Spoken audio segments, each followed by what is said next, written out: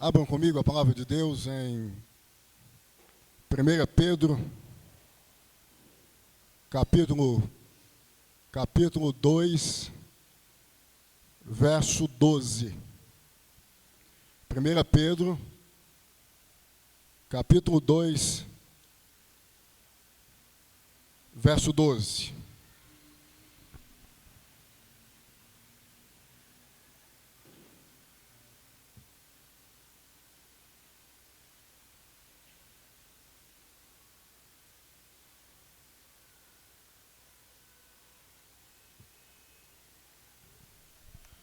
Primeira Pedro, capítulo 2, verso 12. Assim diz a palavra de Deus: mantendo exemplar o vosso procedimento no meio dos gentios, para que naquilo que falam contra vós outros como de malfeitores, observando-vos em vossas boas obras, glorifiquem a Deus no dia da visitação. O tema da nossa meditação hoje é malfeitores de boas obras. Malfeitores de boas obras. Deus amado, Deus santo, nós te bendizemos neste momento, porque sabemos que tu és quem edifica-nos por meio da tua santa e bendita palavra.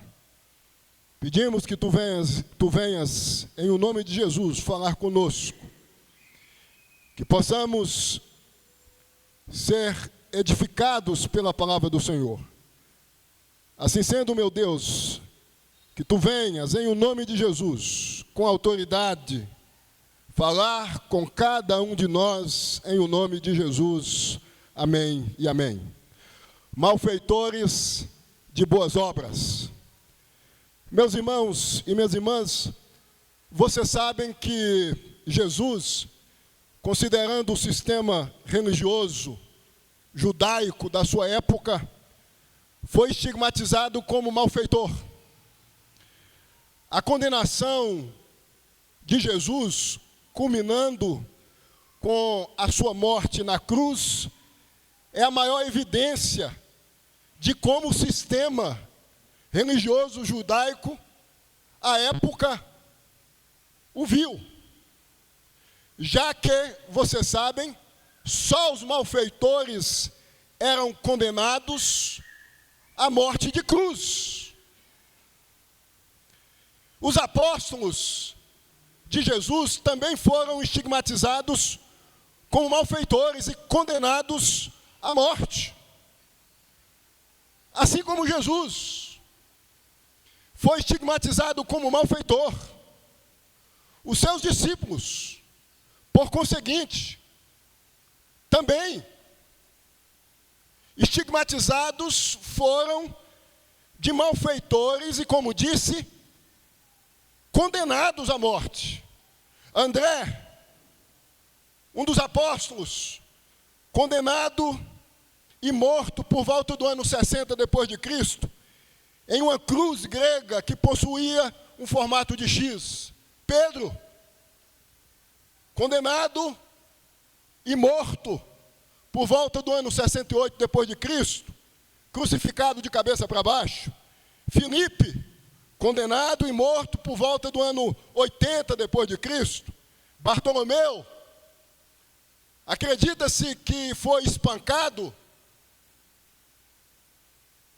até ficar inconsciente e posto em um saco e lançado ao mar. Não se sabe precisamente a data da sua morte.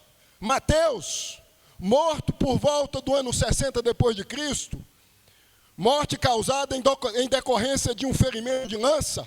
Tomé, morto por volta do ano 53 depois de Cristo, após ter sido perfurado várias vezes por uma lança. Simão, morto por volta do ano 70 depois de Cristo, provavelmente crucificado ou cerrado ao meio. Os demais, condenados e mortos, em decorrência das condenações. Tiago menor, Tiago maior, Judas Tadeu, João, todos esses mortos em função da condenação. Como os apóstolos, os cristãos, à época do apóstolo Pedro, haviam sido estigmatizados como malfeitores. Vocês sabem que Paulo, considerado o maior apóstolo, também foi morto, provavelmente no ano 67 depois de Cristo, em um dos jardins de Roma. O que nós temos que entender é que Pedro, considerando o que o verso 12 do capítulo 2 da sua epístola pontua, tem um propósito de consolar estes irmãos que estavam sendo estigmatizados, tatuados ou vistos como malfeitores, espalhados na região da Ásia Menor, como pontua o verso 1 do capítulo 1, a terem uma postura não de malfeitores, mas de benfeitores. Notem que o verso 12 do capítulo 2 diz o seguinte: mantendo exemplar o vosso procedimento no meio dos gentios, para que naquilo que falam contra vós outros, como de malfeitores. Pedro escreve essa carta, como disse, com o intuito de consolar os cristãos que estavam sendo injustiçados, estigmatizados, tatuados injustamente, que eram acusados de malfeitores. Surge aqui uma pergunta: quais as acusações que esses cristãos, à época do apóstolo Pedro, sofriam? Presta atenção. Primeira acusação: deslealdade para com o imperador. Eram vistos como desleais para com o imperador. Esta era uma acusação endereçada aos cristãos. Segunda acusação: propagação de costumes ilícitos, inadequados. Condenava os cristãos de praticarem o canibalismo por causa da celebração da Santa Ceia. A Santa Ceia, uma prática cristã, era vista como um costume ilícito. Terceira acusação contra os cristãos: difamação dos deuses. Eram vistos como quem difamavam os deuses. Vocês sabem que os cristãos de hoje e da época do apóstolo Pedro são e eram monoteístas e não politeístas. Então não se submetiam, não se curvavam aos deuses romanos ou greco-romanos, e eram acusados de difamarem os deuses. Obviamente que os cristãos se submetiam só a Deus, se curvavam só a Deus, tinham Deus como único Senhor, tinham Jesus Cristo como único Senhor. Quarta acusação: transtornadores do mundo. Eram vistos pelos gentios, pelos ímpios, como pessoas que transtornavam, que causavam tumultos, transtornos. Então estas eram as acusações contra os cristãos. E Pedro, então, ciente disto, escreve essa carta com o propósito de fazer algumas recomendações a estes cristãos que estavam sendo vistos como malfeitores. A primeira recomendação que o apóstolo Pedro faz: entenderem quem são. Entenderem quem são. Em primeiro lugar, peregrinos e forasteiros. É o que diz aí o verso 11 em sua parte inicial. Amados, exorto-vos como peregrinos e forasteiros que sois. Ante as acusações advindas dos ímpios, dos gentios, Pedro está dizendo o seguinte: vocês são forasteiros e peregrinos. Estas são palavras usadas no contexto do Antigo Testamento para descrever Israel vivendo no exílio, no cativeiro. É como se Pedro, em outras palavras, estivesse dizendo o seguinte: vocês estão vivendo nesse cativeiro, nesse exílio, onde o que impera são os costumes mundanos, os costumes pagãos. Mas vocês não pertencem a esse mundo. Vocês são peregrinos, vocês são forasteiros. Esta é a primeira recomendação do apóstolo Pedro aos que estavam sendo acusados de malfeitores.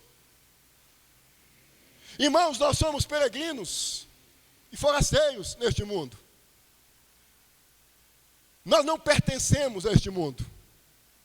Nós não pertencemos ao sistema mundano. E por essa razão, nós não devemos nos curvar às filosofias mundanas. Nós não devemos nos curvar às práticas pagãs.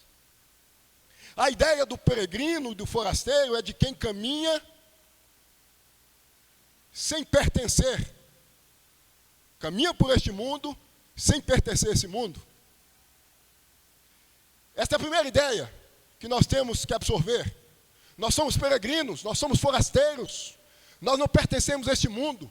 Nós vamos ser acusados, nós vamos ser caluniados, nós vamos ser injustiçados como Jesus foi, como os apóstolos foram. Mas Jesus e os apóstolos entendiam que eram peregrinos e forasteiros neste mundo, que não pertenciam a esse mundo, que não deviam, portanto, se submeterem ao sistema mundano.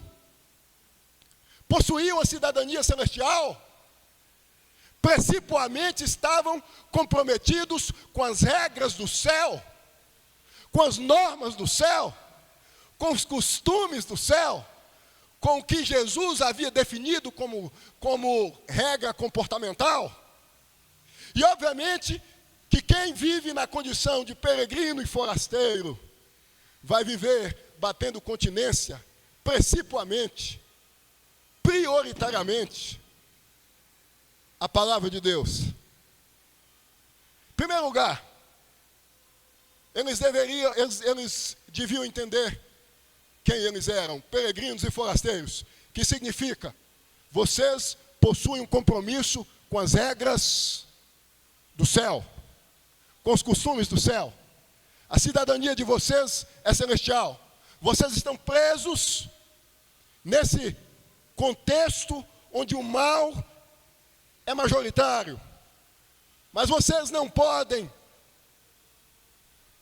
se permitirem, em função das acusações, em função das perseguições, viverem de acordo com o sistema mundano. Segunda coisa que peregrino e forasteiro significa é não nos tornarmos alienados. Na verdade, é o que não significa. É não nos tornarmos alienados. Não é porque nós somos peregrinos e forasteiros que nós temos que abrir mão dos nossos deveres, das nossas obrigações, enquanto cidadãos de um país, de uma pátria. Nós temos obrigações, nós temos deveres. Então, ser peregrino e forasteiro não significa deixar de cumprir com os nossos deveres, com as nossas obrigações. Segundo, não significa nos tornarmos separatistas, nos isolarmos, deixarmos de conviver com pessoas, deixarmos de estabelecermos vínculos com pessoas. Vocês sabem que quando aconteceu a reforma protestante do século XVI, dentro da reforma protestante surgiu uma manifestação ou um movimento conhecido como anabatista. Estes resolveram adotar o separatismo, se isolaram, haviam entendido que deviam não estabelecer nenhum vínculo com o que não fosse sagrado. Essa não é a ideia de Pedro aqui. Quando Pedro usa os termos forasteiro e peregrino, Pedro está querendo dizer: vocês não são deste mundo, vocês não pertencem a esse mundo. Mas isso não significa que vocês não devem cumprir com suas obrigações, com seus deveres neste mundo. Então essa é a primeira recomendação. Entenderem quem são, peregrinos e forasteiros. E ainda, entenderem que deviam se absterem das paixões carnais.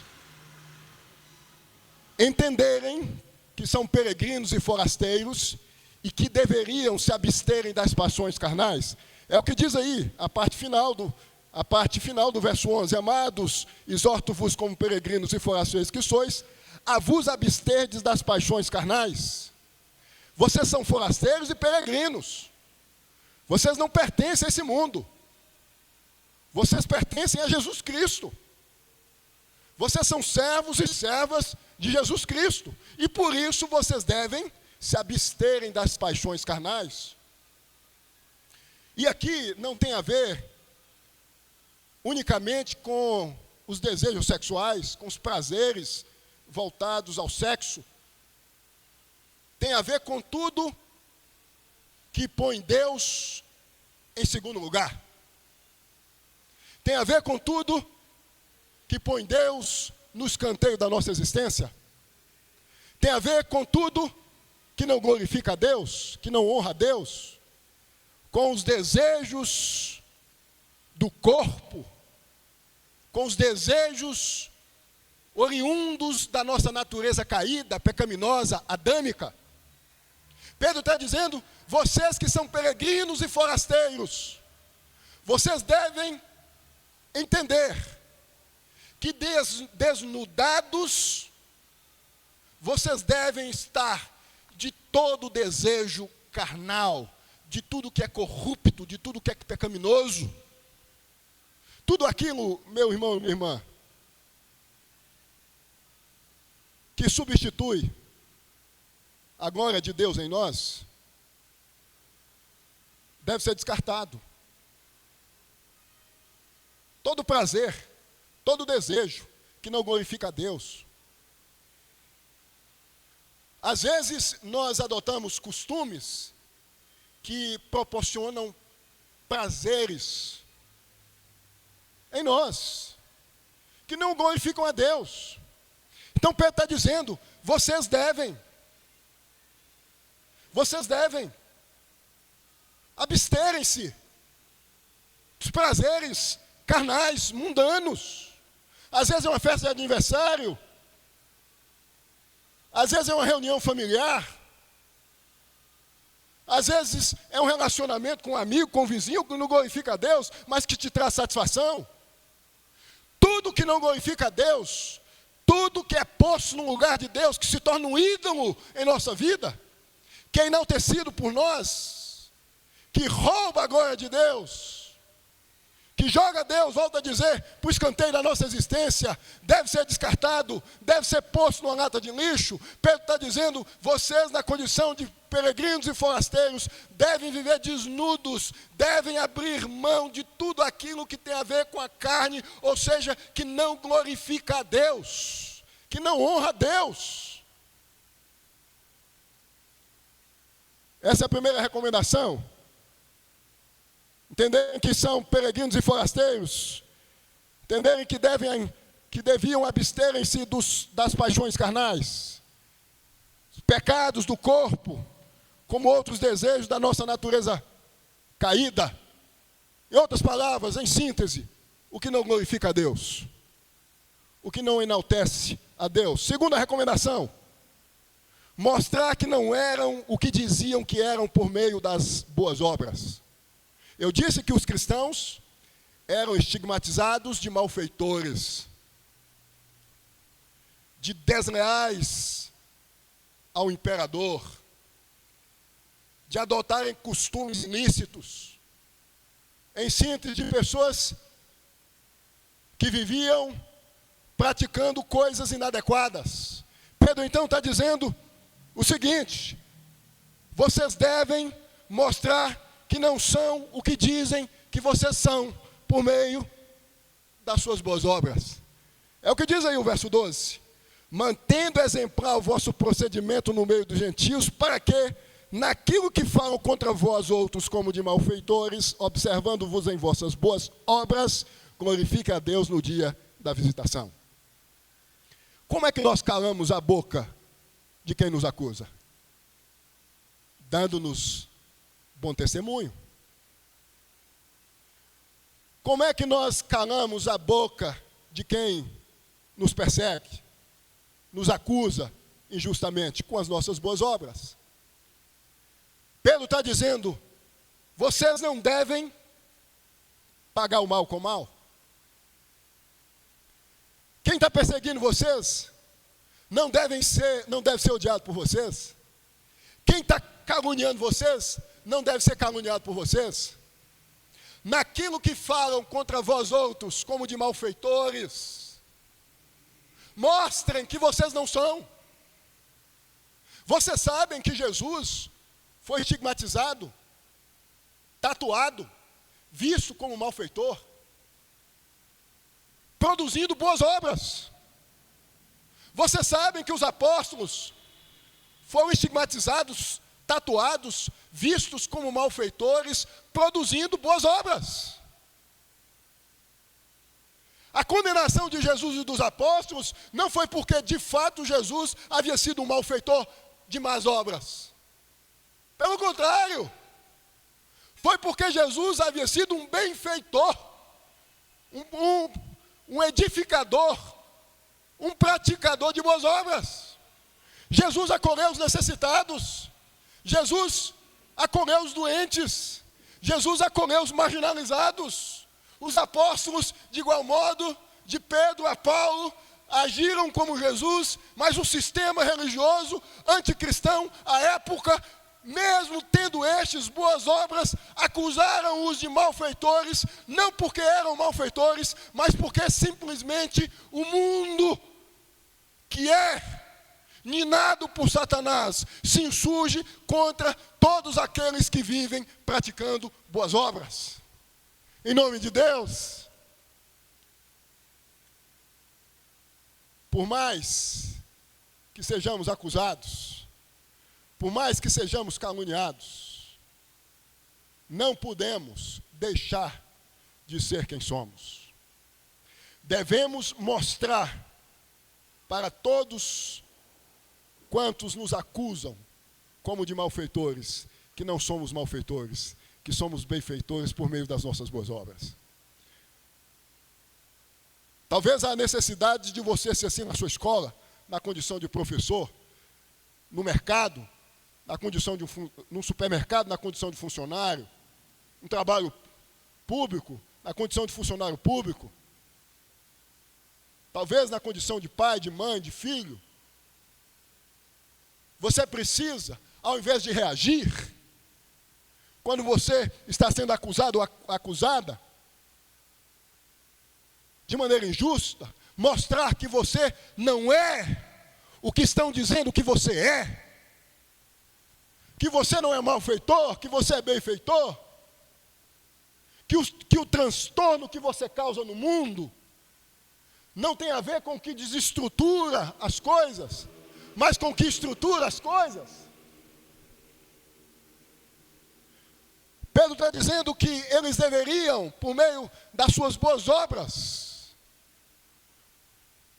mostrar para todos quantos os acusavam que não eram o que estavam dizendo que eram, e com o único propósito, glorificarem a Deus. As boas obras não tinham o propósito de glorificar os próprios cristãos, mas a Deus. Sabem por que nós temos que dar bom testemunho, meus irmãos? Sabem por que nós temos que nos abster das paixões carnais? Sabem por que nós devemos viver como peregrinos e forasteiros? Pessoas com compromisso com as regras do céu. Sabem por quê? Porque nós temos um compromisso fulcral, fundamental, glorificarmos a Deus. As nossas boas obras têm um propósito, glorificar a Deus. A gente não tem que dar bom testemunho para o nosso pai, para a nossa mãe, para o nosso patrão, para quem quer que seja, com o intuito de sermos notados, vistos, aplaudidos, não. De sermos vistos como bonzinhos, como educadinhos, como certinhos. Não! É com o intuito de glorificarmos a Deus. Pedro está dizendo, naquilo que acusam vós outros como malfeitores, que sejam por meio das vossas boas obras, calados, para que Deus seja glorificado, para que Deus seja enaltecido. Pedro foi crucificado de cabeça para baixo e morto, como disse, provavelmente no ano 68 depois de Cristo. Paulo foi decapitado, como disse, em um dos jardins de Roma, provavelmente em 67 depois de Cristo. E os demais apóstolos mortos, alguns crucificados, outros torturados, cerrados ao meio. Todos esses não reagiram, todos esses não se insurgiram, todos esses não fizeram motins com o intuito de promoverem uma rebelião contra o sistema político romano, contra o sistema militar romano, ou contra o sistema político, religioso, militar judaico. Eles se comportaram como cristãos, como Cristo se comportou. Nós precisamos fazer com que as pessoas que nos acusam entendam, por meio do nosso testemunho, das nossas boas ações, das nossas boas obras, que nós somos servos de Deus, porque Deus será glorificado. Terceira recomendação que Pedro faz a estes que estão sendo acusados de malfeitores: entenderem que o juízo ou julgamento de Deus para castigar ou perdoar chega no tempo de Deus. Vejam aí o que Pedro diz: mantendo exemplar o vosso procedimento no meio dos gentios, para que naquilo que falam contra vós outros como de malfeitores, observando-vos em vossas boas obras, glorifiquem a Deus no dia da visitação. Em outras palavras, Pedro está dizendo o seguinte: vocês são peregrinos, vocês são forasteiros, vocês devem absterem-se das paixões carnais, vocês devem mostrar por meio das vossas boas obras que vocês não são malfeitores, e vocês devem entender que Deus julga, perdoando ou castigando quem estabelece perseguição, quem está acusando vocês. Em outras palavras, Pedro está dizendo: deixe Deus agir, deixe Deus trabalhar, sejam submissos às autoridades. Ele não vai dizer isso no verso 13? Estão acusando vocês de desleais ao imperador? Não sejam. Estão acusando vocês, em outras palavras, de anárquicos, de rebeldes, de subversivos, pejorativamente. São malfeitores aos olhos dos gentios, porque, segundo eles, vocês estão se insurgindo contra o imperador. Se submetam à autoridade, por causa do Senhor. Em outras palavras, porque toda autoridade foi instituída por Deus.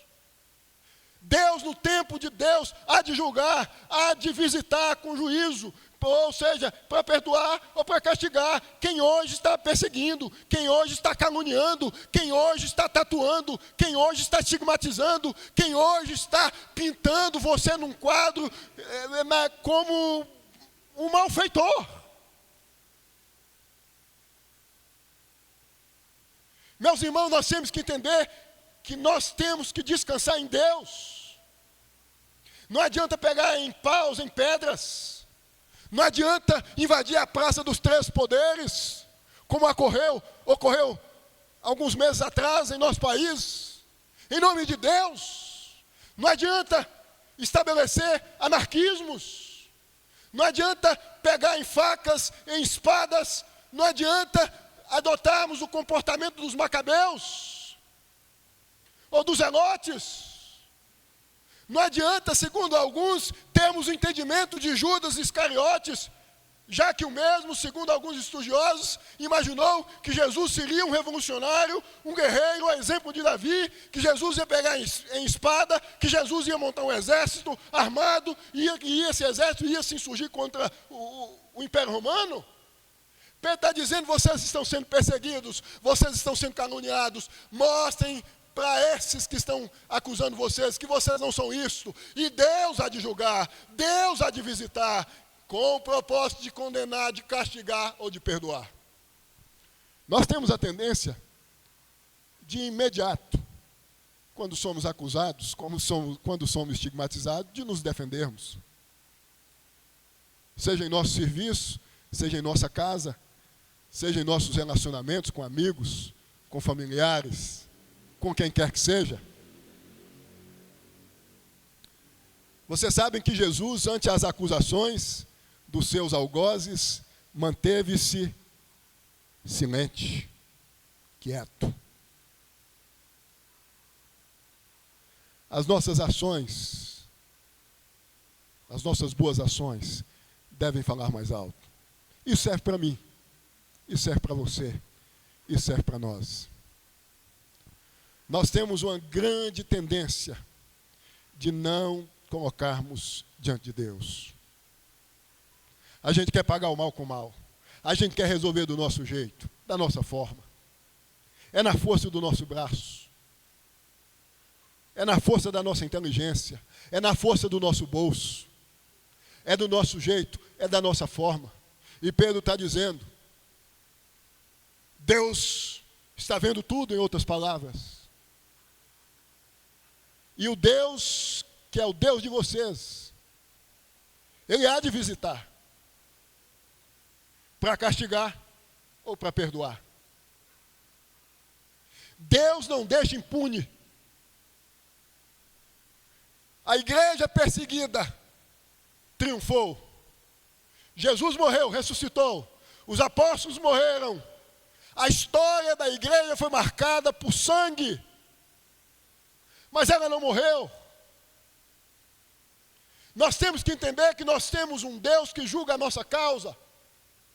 Nós vamos ser injustiçados, nós vamos ser caluniados, nós vamos ser estigmatizados como culpados, como errados, não tendo-nos culpa, e muitas vezes nós vamos ser tentados a nos defendermos, a estabelecermos uma espécie de debate, uma espécie de disputa, a tentarmos mostrarmos: eu sou assim, eu vivo isso o tempo todo, e eu peço a Deus: Deus, me ensine a descansar no Senhor, me ensine a colocar as minhas questões em tuas mãos. A minha causa é a sua causa. Deus julga, irmãos.